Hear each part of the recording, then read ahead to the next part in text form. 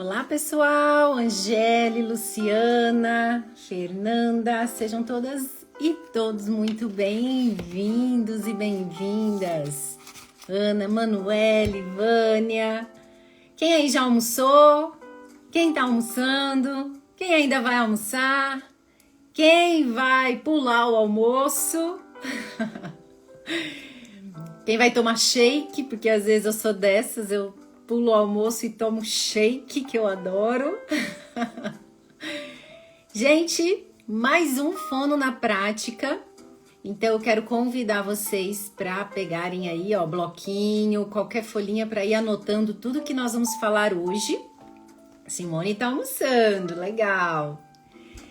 Chamem mais fonos para chegarem aqui na nossa aula, tá? Fono na Prática, e hoje nós vamos falar sobre semântica e sintaxe.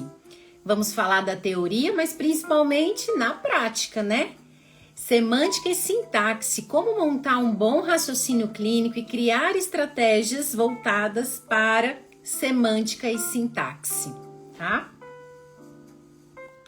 Então já compartilhem, vai aqui ó no aviãozinho ó que fica aqui embaixo e manda aí para 3 colegas fonos chegarem para estarem aqui com a gente desde o início, almoçarem com a gente, né? Beleza? Gente, semântica e sintaxe. É fácil ou difícil para vocês? Quero saber. Porque é a base, né, da linguagem, por onde a gente começa ali a percorrer mesmo as estratégias fonoaudiológicas. É a nossa missão, né? Dar para uma criança que por questões patológicas não adquiriu, não consegue dominar esse código linguístico de forma receptiva ou expressiva, e nós, fonoaudiólogos, temos essa missão de ajudar essa criança a desenvolver uma boa comunicação e a aprender e dominar a linguagem e a fala. Essa é a missão de todo fonoaudiólogo, né? Então, quando a gente recebe uma criança, nós precisamos entender toda a base, o que faz uma criança aprender, como ela aprende a falar, mas nós precisamos entender também destes códigos. A Thaís respondeu, difícil. Bom saber, Thaís. Então, espero que depois dessa aula hoje você consiga entender. Você me dá o feedback? Tá bom? Eu quero muito que vocês consigam entender, ou então que com essa aula hoje vocês tenham novas ideias de terapias, vocês revejam e melhorem ainda mais o raciocínio clínico de vocês, ou então fiquem felizes, né, que estão no caminho certo dentro desse raciocínio aí que envolve a semântica e a sintaxe. Beleza? Então também vão pensando aí nos pacientes de vocês para depois a gente comentar, abrir aqui para perguntas, beleza? Então vamos relembrar as 2 últimas aulas que tivemos aqui. Estão no feed, tá? Para quem perdeu, reveja, porque é uma sequência, gente. Quem tem dificuldade de pensar na semântica e na sintaxe de forma prática, e quando eu digo isso é você olhar para uma criança e você entender o que ela está fazendo ali de uso desses vocabulários, como ela está organizando, por que ela não está organizando. Então, por mais que a avaliação com testes vai nos dar uma direção, é o nosso olhar clínico e a prática que vai de fato nos ajudar a entender e montar uma terapia assertiva para o nosso paciente.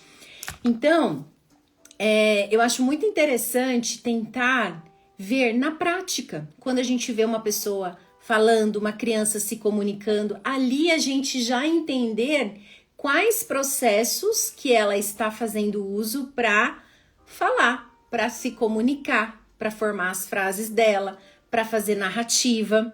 E ontem nós tivemos a nossa mentoria do mês da comunidade Fonoterapia com Amor. E o que nós tivemos de casos de colegas pedindo ajuda para estratégias e casos clínicos que envolvem narrativa.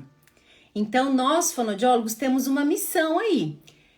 de ajudar uma criança a desenvolver, né, adquirir e desenvolver a fala e a linguagem e a dominar todo esse código na forma compreensiva e expressiva, de forma que ela tenha narrativa, que ela tenha ali um sucesso na comunicação, na interação por meio da fala. Esse é o sonho e o que todo pai e mãe quer.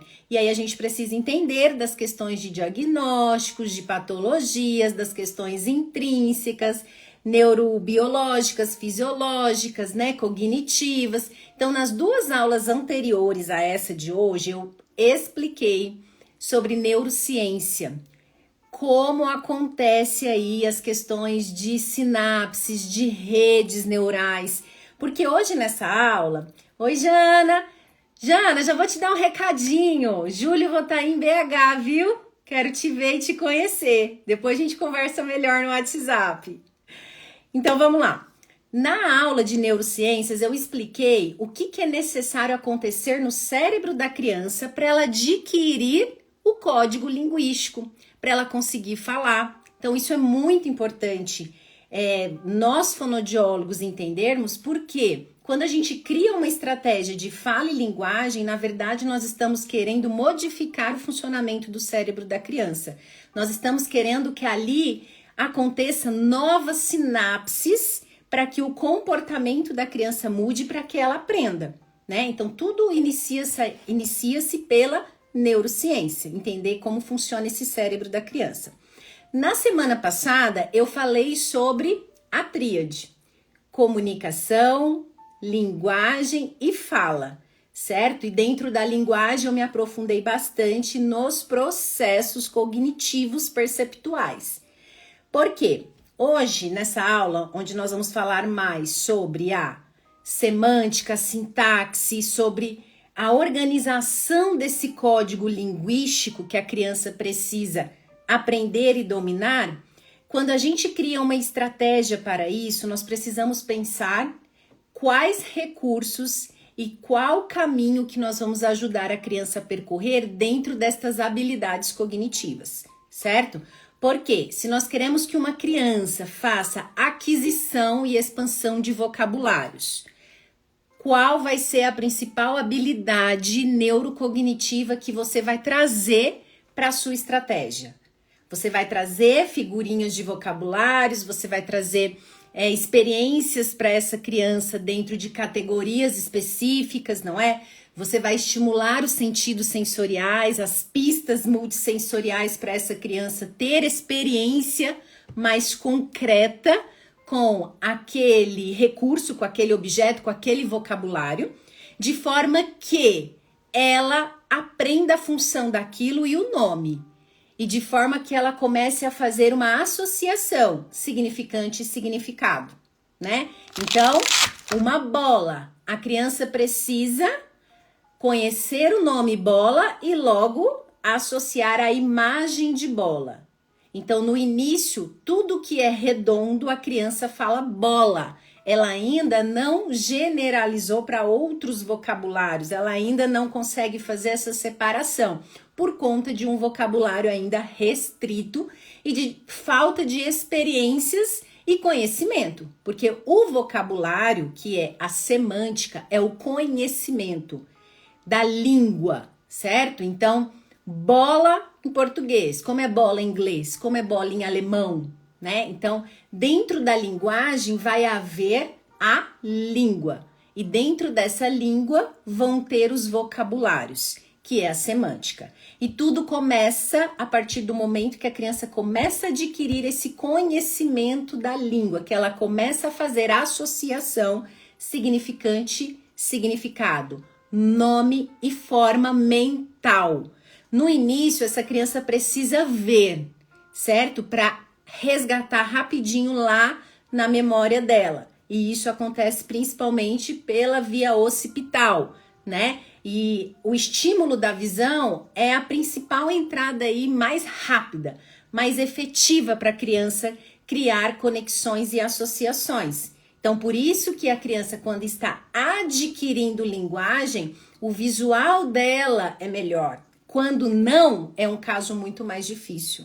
Porque a gente tem que trabalhar ainda essa base de processos perceptuais, de comportamentos que vão ajudar essa criança a perceber esses estímulos, a perceber tudo em volta dela, né? A perceber o corpo dela diante dos estímulos, recursos e pessoas. Então, o visual é a principal via para, aos poucos, a criança ir adquirindo mais o processamento auditivo, né? A percepção auditiva desse nome, bola. Ao ponto em que ela ouve bola e ela não precisa ver a bola. Ela já resgata isso na memória dela. Então, isso acaba sendo uma via visual e auditiva, mas para depois se tornar mais auditiva, porque é a base auditiva, essa estimulação auditiva, essa compreensão auditiva que vai dar para a criança a capacidade de dialogar. Então, nós fonoaudiólogos precisamos entender desses passo a passo nessa missão, né? Em qual situação essa criança está? Essa criança já consegue compreender comandos auditivos quando você diz algo para ela? Quando você pede para ela pegar algo, né? Então, tudo isso eu vou explicar de forma até mais prática, porque às vezes, quando eu dou mentorias e ajudo fonos, muitas colegas falam assim: a criança compreende tudo, mas não fala. Né? Então, eu acho que aí que está uma das pegadinhas da prática clínica. Se a criança compreende tudo, mas ela não fala, ou ela não fala como ela poderia falar diante do quanto que ela compreende, temos que aprofundar melhor nessa compreensão. Temos que aprofundar ainda mais ao ponto dessa criança melhorar a intenção de fala dela, melhorar a expressividade dela. Ainda nem a nível motor e de fala, mas de forma que ela expresse uma resposta diante dessa compreensão. Então, se você tem uma criança que você tá ali matutando, por que ela não fala? Por que ela não, essa fala não evolui, né? Depois é um outro tema, o conhecimento de aprendizagem motora de fala, mas até uma criança que tem dificuldade no desenvolvimento motor de fala, essa expressividade precisa acontecer. Porque se não acontece, você vai ter muita dificuldade de fato de trabalhar a fala. Porque antes da fala vir, precisa vir a expressividade. E essa expressividade vem através de gestos só? Não, vem principalmente da intenção. Da intenção também não só de transmitir uma necessidade para satisfazer algo que eu quero, mas uma intenção de aprender com o outro, de transferir uma ideia para o outro, de fazer comentários, de fazer julgamentos, né? Então, nós precisamos ter muito bem esse raciocínio clínico para entendermos onde que nós vamos potencializar a nossa criança para ver a resposta na área que a gente deseja. Né? Então, se eu quero que uma criança se expresse melhor na fala, antes eu preciso potencializar a expressividade dela não verbal. Porque aí sim eu consigo trazer questões motoras, certo? Agora, se uma criança expressa pouco e você quer fala, você tem que potencializar nessa expressão, mas focando em aprofundar e intensificar ainda mais a compreensão dela. Só que essa compreensão não na questão só de conhecimento, mas na questão de interação. Porque a base do sistema da linguagem é a pragmática, que aí agora a gente já começa aqui dentro do nosso conteúdo, né? Então, dentro da linguagem vai haver os subsistemas, sistemas que precisam se juntar, se conectar e que estão dentro de um processo também, tá? E nós sabemos que esses processos vão depender sempre dos aspectos cognitivos, ambientais, socioculturais de cada criança, não é? Só que nós, fonoaudiólogos, vamos nos aprofundar aqui, principalmente nessa aula, nas questões mais intrínsecas à criança. Como que esses subsistemas precisam emergir na vida da criança, através dos estímulos ambientais, dos modelos, né? Mas como que eles vão emergindo e acontecendo na vida da criança? Para que na prática clínica a gente entenda por onde começar, o que uma criança está precisando mais. Então, como eu estava falando, a base é a intenção. Se você quer que uma criança forme frases, você precisa focar na pragmática. No seu recurso que você traz para a sessão, você pode ter ali algumas estratégias que vão ajudar essa criança a formar frases, ok? Mas como você vai manter a interação dessa criança para que essa formulação de frase seja natural e seja motivadora para essa criança? Porque senão ela vai estar no seu consultório fazendo uma tarefa. Ela não vai estar se comunicando, ela não vai estar trocando experiências e informações. Então, por isso que nós brincamos, né? Por isso que nós precisamos aí ter muita ludicidade, precisamos virar dos avessos aí a nossa cabeça pensando em como deixar a nossa estratégia mais motivadora para a criança, né? Então, vamos pensar numa plantinha, tá? Dentro desse subsistema que envolve a linguagem, nós vamos pensar nesse processo de uma planta crescer. Tá? Quando a gente pensa em semântica e fonologia, nós vamos pensar que essa plantinha, ela já brotou. Porque se não brotou, o foco ainda é na terra, ainda é nessa sementinha de intenção que está ali dentro dessa terra, dentro dos estímulos, dentro do que envolve essa criança, potencializar essa intenção de comunicação. Certo?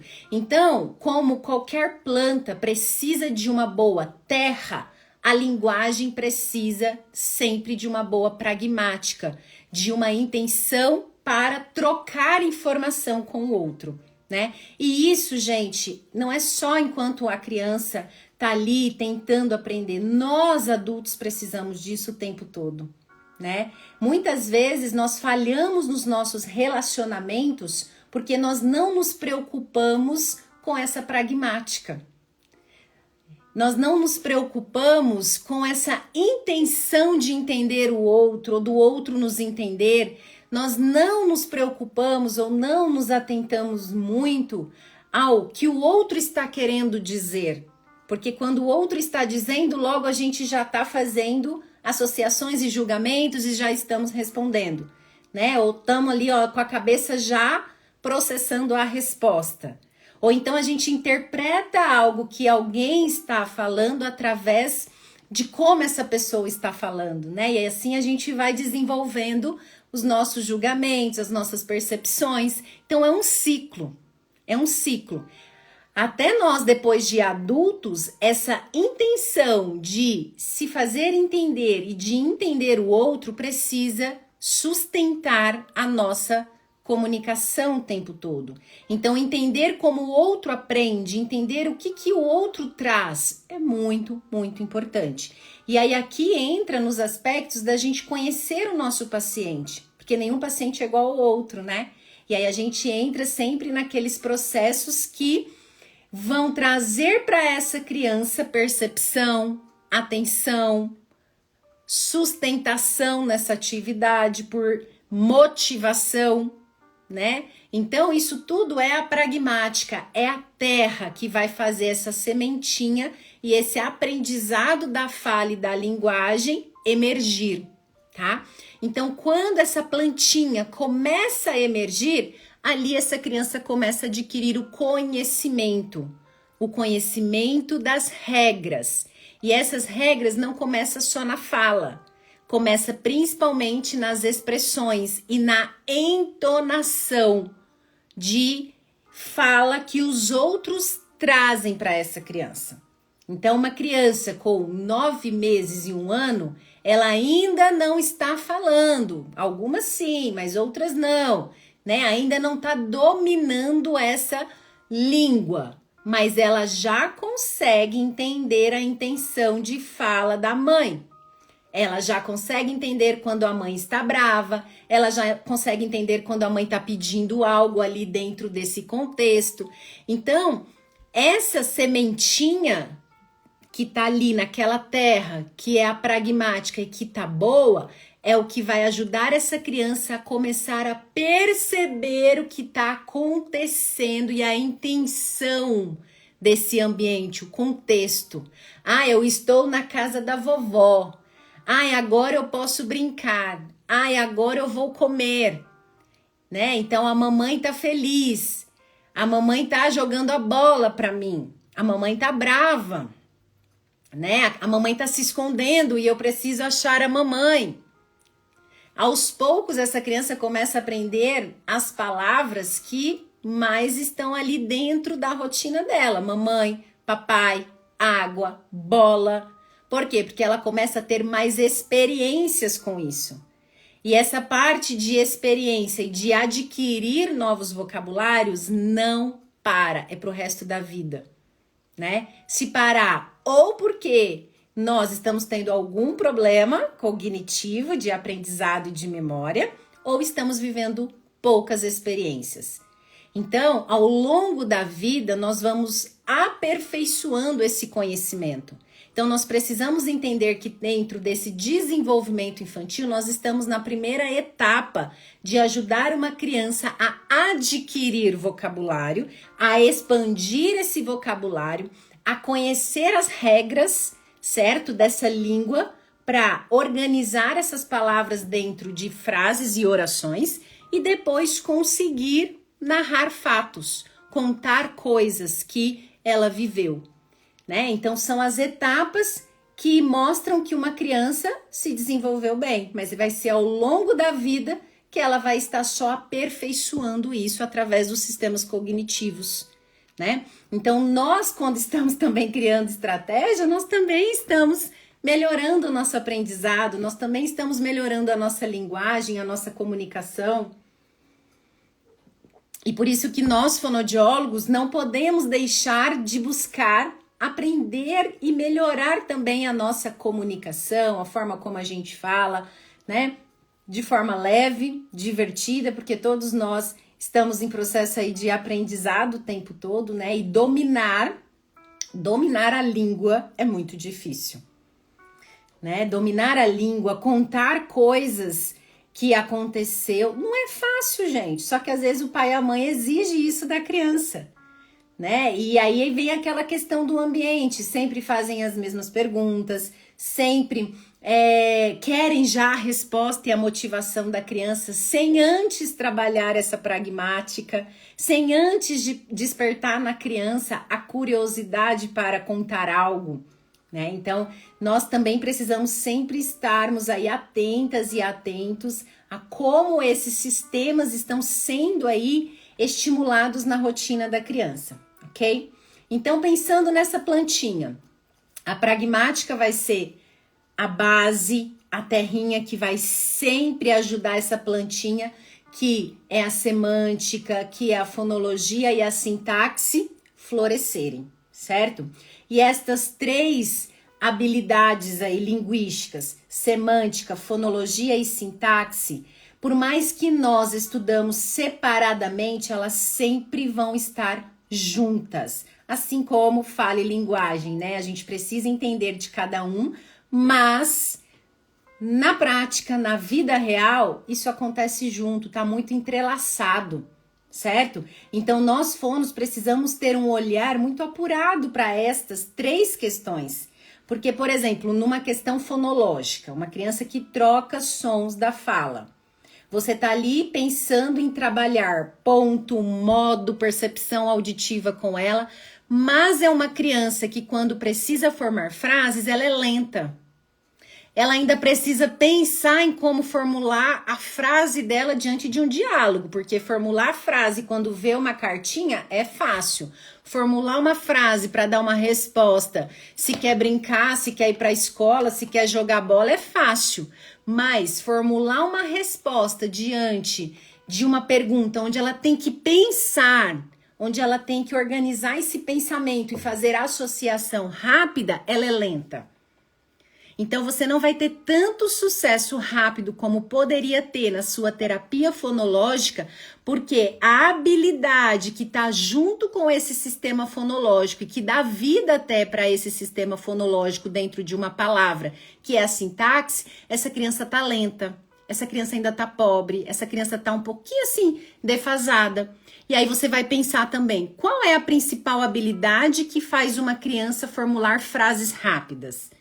Né? Formular frases dentro de diálogo, gente, né? Porque, como eu disse, formular frase com apoio, com pista é fácil, mas a gente quer que a criança formule frases rapidamente, velocidade de processamento da informação, né? Porque é isso que faz uma criança conversar bem, dialogar bem, narrar as coisas bem, velocidade desse processamento da informação, né? Então, se uma criança é lenta, logo essa velocidade tá ruim. E é a habilidade o quê? De associação e memória. E é a principal habilidade que uma criança tem que ter para automatizar um fonema. Então, a criança só vai automatizar esse novo fonema se ela tiver uma boa memória, principalmente de evocação rápida. Então, você tá ali fazendo a automatização de um fonema, mas essa criança, quando vai para a fala espontânea, onde ela precisa de muita velocidade de pensamento, de associação, ela não tá boa. Então é aquela criança que quando vem aquele fonema que nós trabalhamos na terapia, ela para, ela pensa, ela ainda tem que processar. E aí perde a espontaneidade da fala. E isso se torna o quê para a criança? Chato, né? Por quê? Porque perdeu a principal função, que é transmitir a ideia, aí já começa a focar na forma.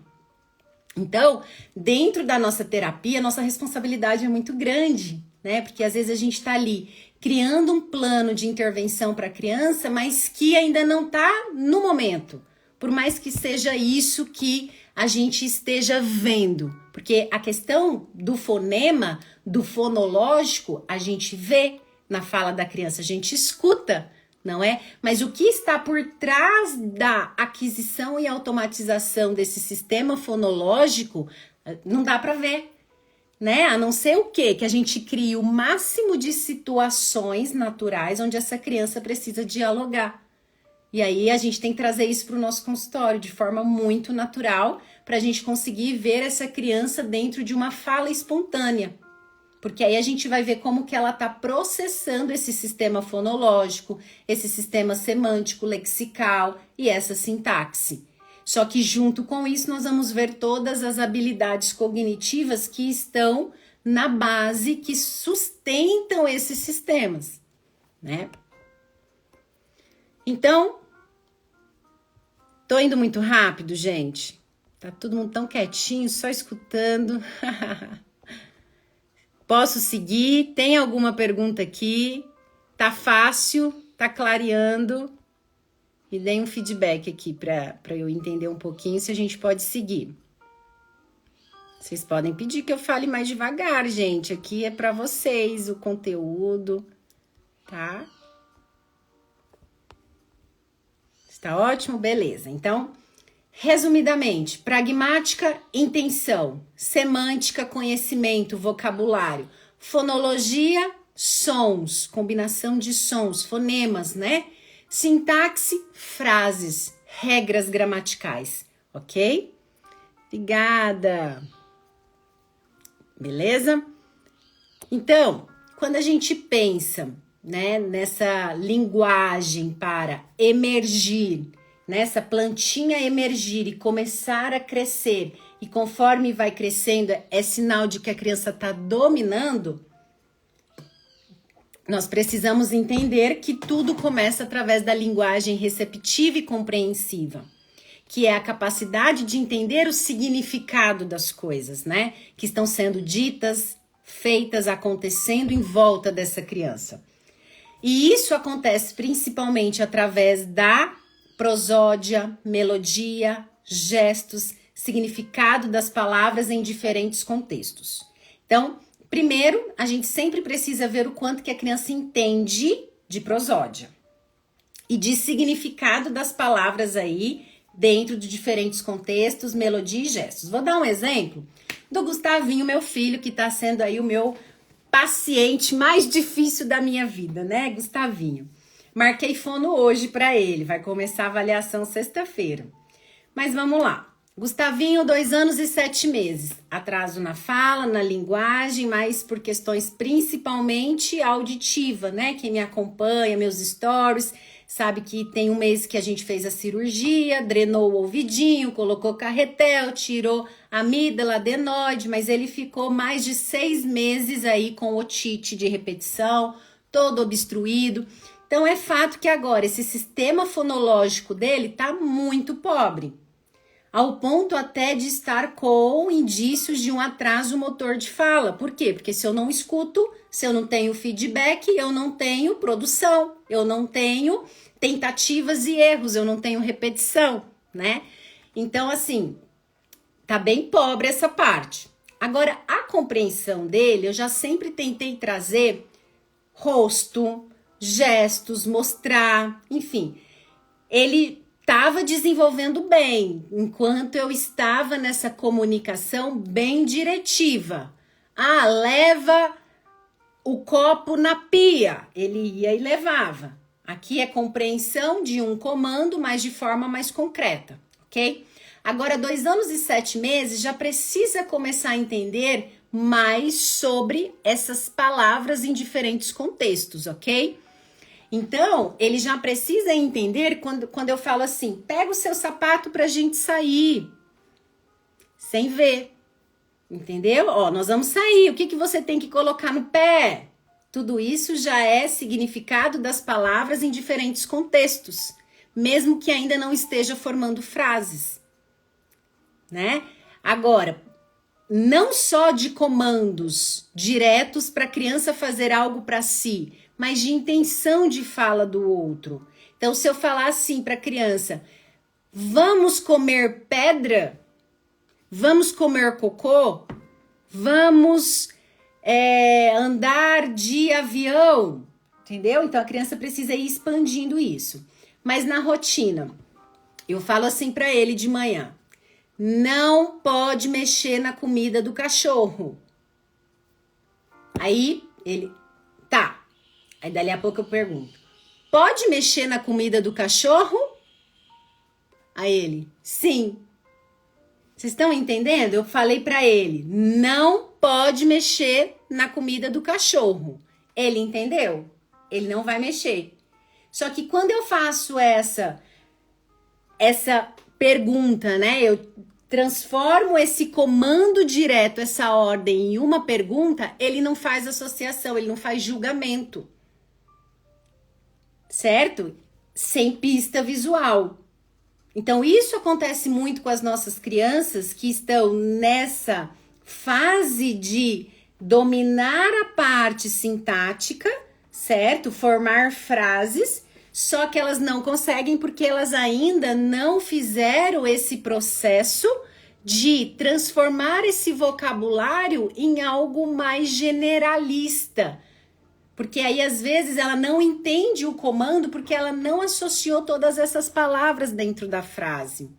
Ela não entendeu que aqui eu estou perguntando. Entendeu? Então, a gente precisa estar sempre atentas a isso. Obrigada, Rafa. Um prazer ter você aqui, viu? Então, essa linguagem receptiva e compreensiva acontece através do desenvolvimento cognitivo, perceptual, de atenção e de memória, ok? E aí nós vamos ajudar a criança sempre no planejamento, na organização e na manipulação dessas informações. Mas como eu estava falando, isso primeiro precisa acontecer de forma mental, receptiva, para depois a gente vir para plano motor de fala. Só que para a gente chegar no plano motor, essas etapas de planejamento, de organização e de manipulação dessas informações precisa estar no corpo, nos gestos, na intenção. Ficou claro, gente, essas 3 etapas para vocês? Priscila, fico feliz que estou te ajudando, viu? Sou mãe de um menino de 5 anos, está trocando muitas letras em acompanhamento com fono e estou amando a live. Legal, fico feliz. Deixa agora a gente entrar aqui, ó. Nessa questão de onde começa tudo, né? Então, pensando nessa plantinha, pensando nessa base, pensando nessa sementinha que precisa surgir, essa criança tem intenção de fala, de compreensão. A gente precisa sempre pensar na habilidade metalinguística da criança. É a criança pensar na própria linguagem, ok? É a criança entender a fala e os gestos da comunicação dirigidos a ela. E isso tem a ver principalmente com o processamento auditivo, né? Conhecimento de som, localização, entonação, funções da linguagem falada. Então, a criança pequenininha que tem um transtorno, que tem várias questões aí que envolvem a falha nessa percepção e conhecimento, nós vamos precisar de muita pista, de muita entonação, mas a gente quer que isso não precise mais. Porque se uma criança está na fase de 4, 5 anos, ela não pode mais precisar de pistas. Porque ela já vai contar o que aconteceu na escola, ela já vai contar o que ela viveu sem pistas.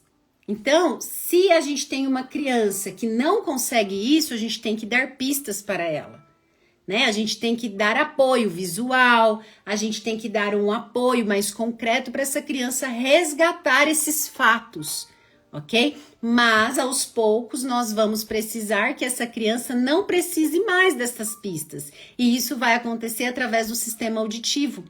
Por isso que, a partir dos 3 anos e meio, nós, fonoaudiólogos, precisamos estar atentas e atentos a esse desenvolvimento da informação auditiva, né? Desse processamento da informação auditiva para a criança. Porque nós precisamos potencializar esse desenvolvimento, não acelerar. Entendeu? Não acelerar, porque vai ser lá com 7 anos que isso vai estar maduro. Mas a gente tem que dar capacidades e ferramentas para essa criança não depender mais tanto do estímulo visual, né? Para fazer associação. Então, por exemplo, aqui tem umas cartinhas, um joguinho que eu tenho. Se eu falar assim para a criança, vamos imitar o som da abelha? Sem mostrar nada. Essa criança consegue imitar o som da abelha? Vamos imitar o som do cachorro, sem dar uma imagem do cachorro. Vamos imitar um avião? Qual é o barulho do avião? Então, a gente começa já também pensando nesse desenvolvimento semântico, pensando no quanto essa criança já percebe dos sons do corpo humano, sons das coisas, certo? E consegue fazer isso, porque aí ela junta o que está acontecendo a nível mental com a nível motor de fala, tá? Então, junto com essa compreensão metalinguística, vai começar a surgir o nível pragmático narrativo. E quando a gente fala em pragmático, né, nesse nível pragmático narrativo, a gente pensa que é só lá no início que a gente tem que potencializar. Não. O nível pragmático narrativo, ele é muito exigido nos momentos da criança narrar algo, tá? Então, esse nível pragmático narrativo é a força que mantém o diálogo, ok? Vou travar aqui um pouquinho os comentários para que vocês possam ver os slides, tá? Então, o nível pragmático narrativo é a capacidade linguística e não linguística, certo? Não verbal e verbal de se comunicar, aperfeiçoada conforme o uso e modelos, força que mantém o diálogo. Então, por isso que o tempo todo nós na prática clínica estamos pensando no funcionamento cerebral, mas também nesses aspectos que envolvem o não verbal com o verbal. Porque a linguagem, a língua, é o aspecto verbal, ok? Mas o que sustenta a compreensão desse aspecto verbal é o não verbal. Então, nós não podemos deixar de unir isso nas nossas estratégias. de unir isso na nossa voz, na nossa expressão, na nossa entonação, no nosso ritmo. E às vezes a gente já faz isso até sem perceber que é uma estratégia terapêutica, né?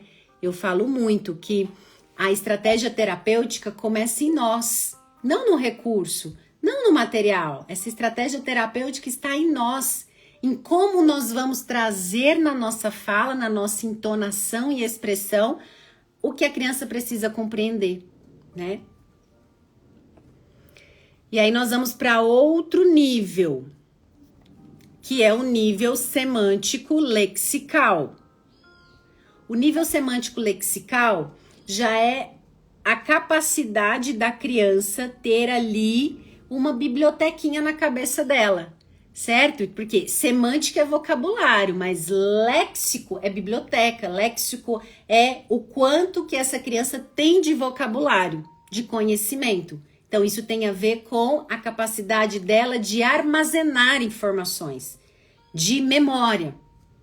E aí que muda também as nossas estratégias terapêuticas. A sua criança precisa adquirir ou ela precisa dominar dentro de uma velocidade rápida essas informações? Ou ela precisa ampliar essas informações, né? Que é o que a gente trabalha muito, ampliação de vocabulários. Mas para trabalhar ampliação de vocabulários, nós precisamos potencializar antes a capacidade de memória dessa criança, né? Então, o nível semântico lexical abrange essa expansão vocabular, dando ênfase à funcionalidade correta dos vocabulários adquiridos. Então, ao mesmo tempo que eu conheço o nome de algo, eu preciso saber e conhecer a função daquilo. A função, aonde fica, as características. Por isso que isso exige muita memória. Às vezes uma criança está tendo tanta dificuldade em associação porque ela não consegue fazer essa expansão. Ela não consegue pensar que uma bola pode brincar, que compra na loja de brinquedos, que uma bola ela é redonda, mas ela pode ser pequena, ela pode ser muito grande, entendeu? E aí começa a ter o nível sintático. E o nível sintático, gente, ele já está junto com o semântico. Porque quando a criança começa a adquirir as primeiras palavrinhas, uma palavra que ela fala já tem sentido de frase. Ela pega uma palavra e representa todo o pensamento dela.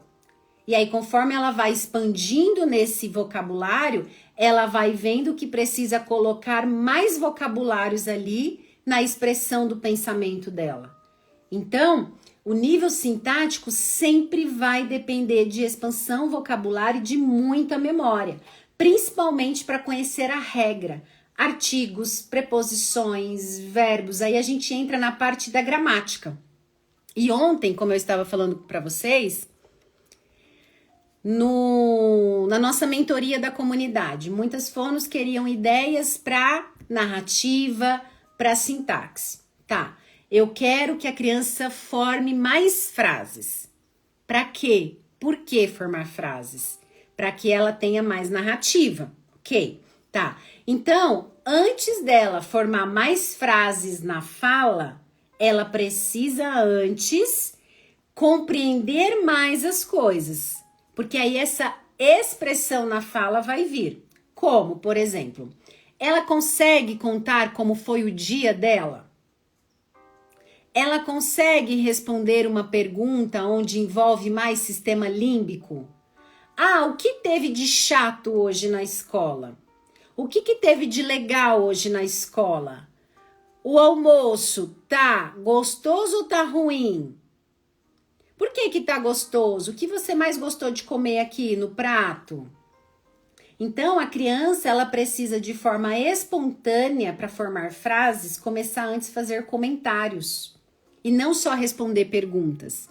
Essa criança, para formar frases na fala mesmo dela, na produtividade de expressão, ela antes precisa ter intenção de fazer comentários, de julgar, de fazer associação. Então, a frase em si, para ser formada na fala da criança, precisa antes vir por meio de estratégias que potencializem essa expressividade da criança. Porque aí a fala vai vir. E aos poucos, depois que ela já está formando frases, é que a gente entra com as regras para corrigir a forma que essa criança fala. E então, vocês conseguem pensar? Acho que eu desativei os comentários. Peraí. Deixa eu ativar aqui. Falando nisso, nessa forma, vocês conseguem pensar rapidamente em estratégias terapêuticas para isso? Vamos lá, indo mais para a prática. Pensando em potencializar mais a comunicação espontânea de uma criança que já está precisando formar frases. Vocês conseguem pensar rápido em estratégias terapêuticas para isso? Não. Mas se alguém pensar, sim, compartilhe, eu chamo até para entrar aqui na live, se quiser, trazer ideias. Conseguem pensar?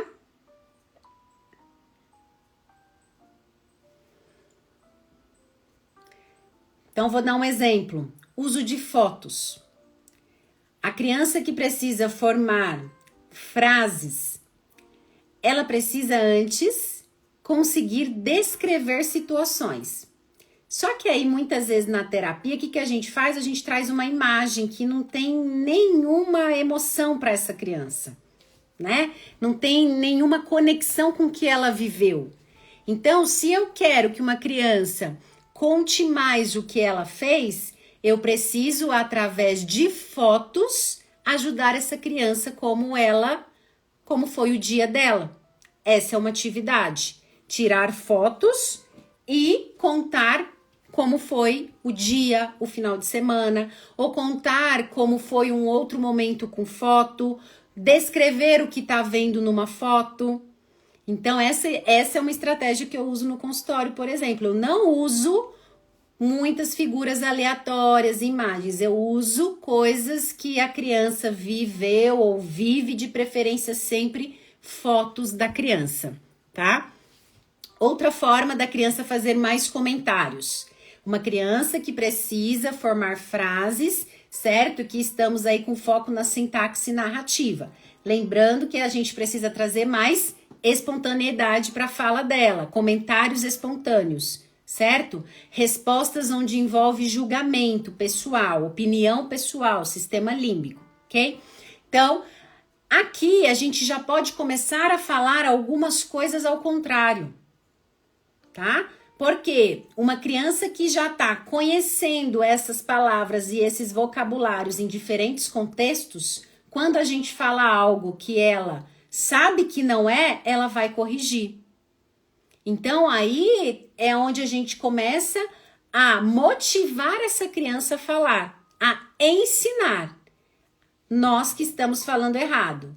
Falando errado, aquela palavra dentro da função dela, certo? Então, por exemplo, como eu disse, eu vou comer pedra. Eu vou comer cocô. Certo? Então, a criança começa a falar assim, não, isso não pode, tá errado. Ela começa a corrigir. E aí, é claro, tudo isso é sempre com a intenção de manter a interação, né? Então, outra forma da gente trabalhar também, fazer a criança pensar no que ela tem que fazer. Então, ao invés da gente falar mais afirmações, aqui a gente começa a fazer ela pensar. Diferente lá do início, quando a gente queria que essa criança adquirisse vocabulário, né, que ela começasse a falar, a gente ensina os pais a fazer nomeações, não é? Fala o nome das coisas, mostra como as coisas fazem, não é? Dê muito modelo. Quando uma criança já está aí com mais de 3, 4 anos e precisa dominar a linguagem, a gente precisa fazer ela pensar na linguagem. Então, a gente deixa de fazer muitas afirmações e passa a fazer perguntas. É o exemplo que eu dei do Gustavinho. Ele ainda não está na fase de eu fazer perguntas para ele. Eu ainda preciso dar mais modelos para ele compreender mais e expandir mais o vocabulário.